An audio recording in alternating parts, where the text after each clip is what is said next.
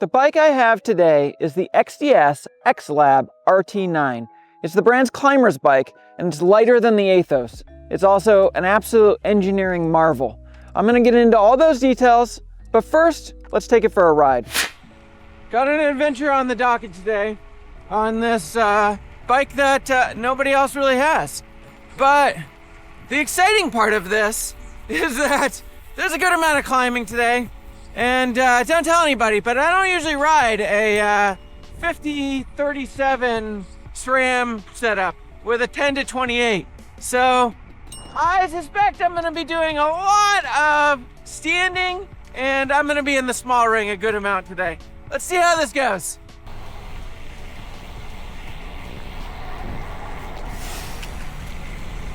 Okay, so I'm here with Christian on this adventure today, and I haven't actually said it yet, but I have the XDS X-Lab. It is the lightest production bike that you can buy, I think. And we're here with, Christian has his English bike, not the lightest production bike you can buy. 19 pounds with fenders. That's actually pretty good, really. Pretty solid. Okay, but here's the question. Which, if you had to choose, which one would you choose?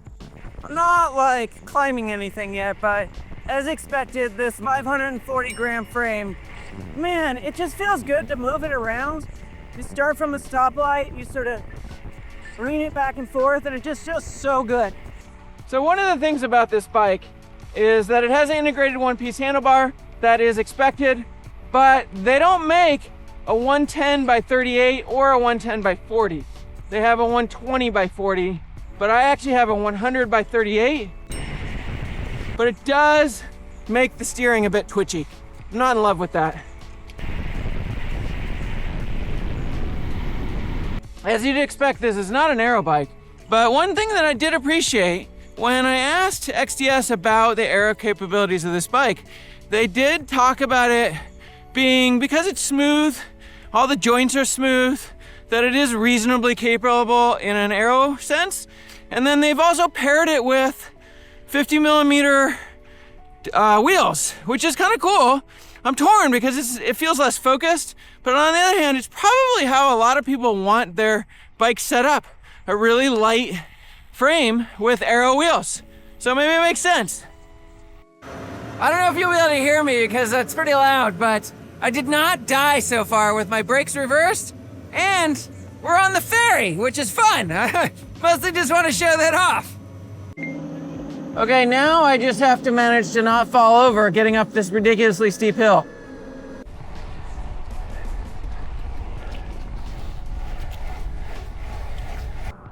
Taking a minute right before we go down a pretty significant descent. And Christian and I were just chatting after I caught back up after he dropped me.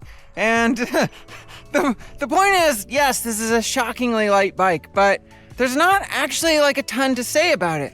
The interest is that it comes from China, which is different, but your bike probably already comes from there. And the biggest thing to really know about this bike is that it rides like a really light bike. You can't actually tell the difference in 60 grams compared to the Aethos 2. It's just a really great bike. What it's really gonna come down to are the packages and the pricing, which I don't know yet. But in terms of ride, it's just a great bike, and it's light and it feels fantastic.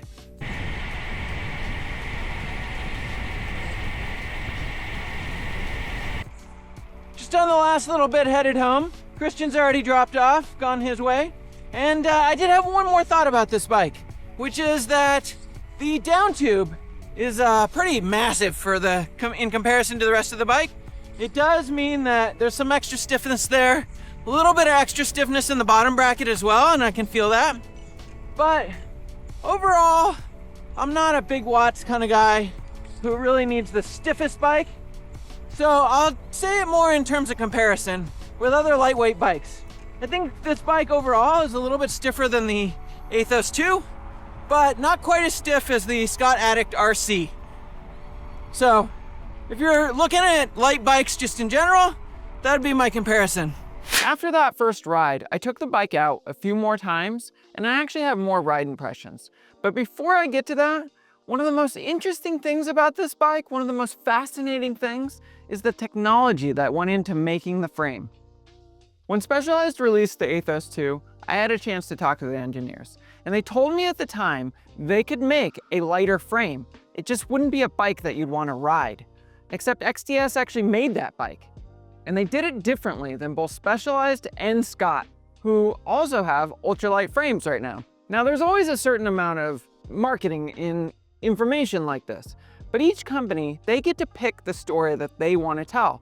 And both Scott and Specialized told a similar story of how finite element analysis, or FEA, was unlocking a new potential to go lighter in frames. And that was what was driving the generation of this new frames from them.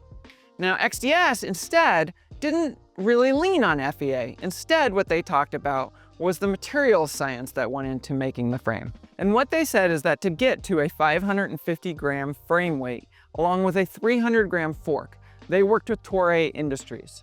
And most of the bike is built with T1100, which you've probably heard of, and is the best carbon fiber that Toray sells to most bike brands. It's light and it's strong. And then there's M40X. Now this is another material that's like an upgrade to T1100. It's both lighter and stronger, but it still retains some flex. But Toray only sells it to a few brands. They tightly control the sale of it. And Pinarello is another brand that uses it. And then, on top of all that, there's something called pitch-based carbon in this bike. Pitch-based carbon is the lightest and strongest on the market, but it's again only used by a few companies. Factor happens to be loud and proud about using pitch-based carbon. And the whole deal with it is that it starts life as a different type of material than regular carbon fiber, which is referred to as pan-based carbon. The end result is something that is incredibly light and strong, but also brittle. And on top of that, it happens to be 10 to 20 times the price, and particularly good at reducing vibrations. And the final piece of the puzzle that XDS shared was all about resin, and specifically the brand's ability to use less of it. And the way that they do that is they take that fancy mix of carbon fiber and they flatten out the individual fibers so that they're able to create a material that is thinner and denser. And that means it absorbs less resin. They then use that for the RT9 to build it so that in places the walls are as thin as 0.4 millimeters, but it's still a bike that's worth riding. And it is a bike worth riding, which is a perfect segue to more riding impressions. The wheels on the bike, which I briefly alluded to, are the XDS Banta C50 ULR. It's a little hard to say, but they're 50 millimeter deep wheels with a 21 millimeter internal width and a weight of 1,250 grams. That's an incredible weight for a 50 millimeter wheel, and there's not really anything in the same class, but I do find them quite stiff. Now, to be fair, that could come down to the Maxxis tires supplied, but I still think they're a little stiffer than I'd like. But XDS does actually address that. They specifically discuss the fact that the wheels and the frame are designed so that they complement each other and that the stiffness works as a pair, which brings us back to the bar. The more I rode this bike, the less I liked this bar. It's available in a 37 or a 39 with some flare, not the 38 and the 40 that I mentioned, but there is the missing 110 stem length. And maybe I should have gone to 120, but then I wouldn't have been able to get the 38 width that I like. It's an odd omission no matter how you look at it, and it negatively impacts the handling. The frame tracks true, but when you pair it with that short stem, it just has a really sharp turn-in that doesn't feel great. It's not just the sizes I came to dislike about the XDS bar though. It's also exceptionally stiff across the top with a 28/8 round tube diameter. The problem is that when you have the stiff wheels and the stiff frame, you need some relief somewhere. I'd like to see that come with a correct size in the bar, but also making it ovalized so that there's a little more flex and a little more comfort. That said, I'm sure it is the way it is because it handles World Tour racing better. Of course, the issue is that I'm not a World Tour rider. I need better gearing and I need a little more flex. And we don't know if any of that is coming to the final build. And that is the only real problem with this bike. Right now, it's nearly impossible to get in the US, and there's no builds for me to critique. I rode the Team Edition, which is why it had that gearing. It also had SRAM Red, all the XDS pieces that I've already talked about, plus a round XDS seat post.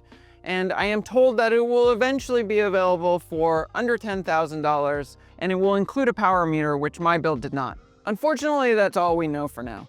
That's about a 4K discount compared to an S-Works Aethos, but there will also be less expensive builds. Plus there's the small details that really could use some finesse and we don't know anything about. For example, are those Maxxis tires that aren't so great actually final spec? Unknown. What I can tell you for now is that if you search out this frame and you get it, it is very good. But you should get the bare carbon version because the real story is the technology of that material that allowed XDS to get this frame that light. And then, if you like the aero wheels with the lightweight frame, go ahead and do that. But maybe bump those tires up to a nice 30 or a 32, which is the max size, and look for a different handlebar. Other than that, go ahead and get the lightest frame that's available and buy it at a discount because this is a good bike to ride.